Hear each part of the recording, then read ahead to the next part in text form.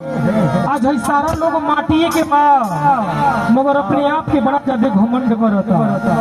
जैसे कि वो बैठल हो तो ये सोच गया तो देह से हटी कर तक ना करे के चाहिए। आज की हुआ काल कहाँ रही की जानता, आज सुनी लेवा इजा बाकाल कहाँ रही की जानता।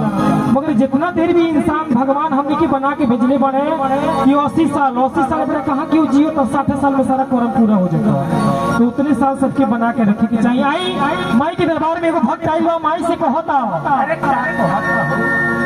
कि माटी के मूर्ति से तकेली हम सुकाई के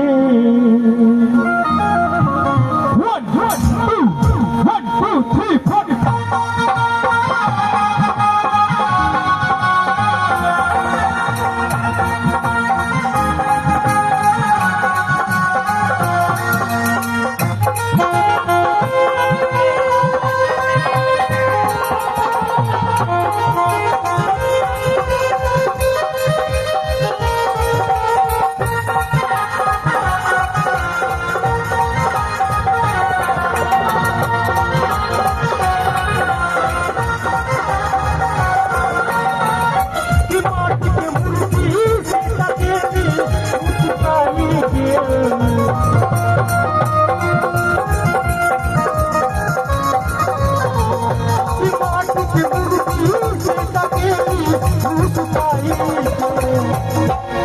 प्रेम से बोलिए सच दरबारी की दुर्गा महारानी की।